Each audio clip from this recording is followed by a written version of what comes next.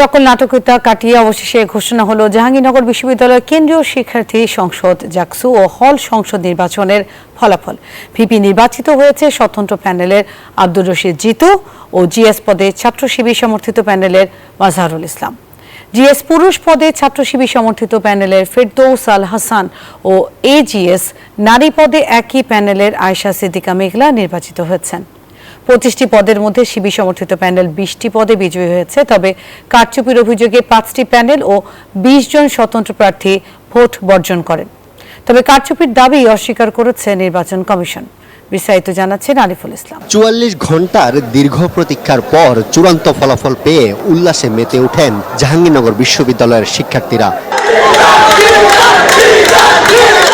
VP পদে 3334 vote পেয়ে নির্বাচিত হয়েছেন আব্দুর রশিদ জিতু। এদিকে 25টি পদের মধ্যে শিবির সমর্থিত প্যানেল 20টি পদে বিজয়ী হয়েছে।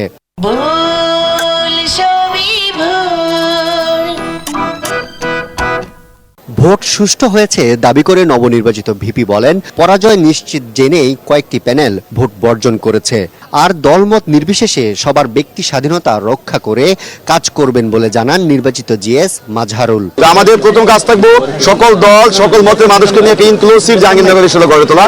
তো সেখানে অবশ্যই সকলের মতামতকে গুরুত্ব দিয়ে কাজ করার চেষ্টা করব। আমাদেরকে আপনারা সহযোগিতা করবেন।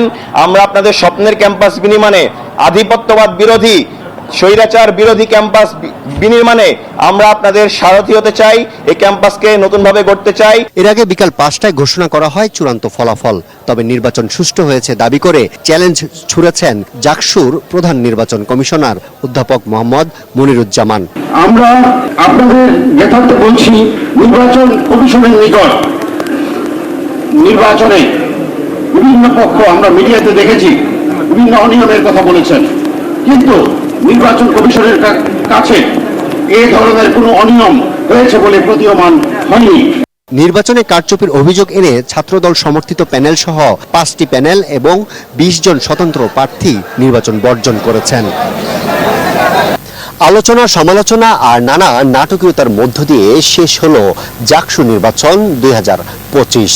তবে 33 বছর পর প্রথমবারের মতো ভোট দিতে পেরে উচ্ছ্বসিত শিক্ষার্থীরা। তাদের প্রত্যাশা আগামীতে নিয়মিত অব্যাহত থাকুক গণতান্ত্রিক এ ধারা।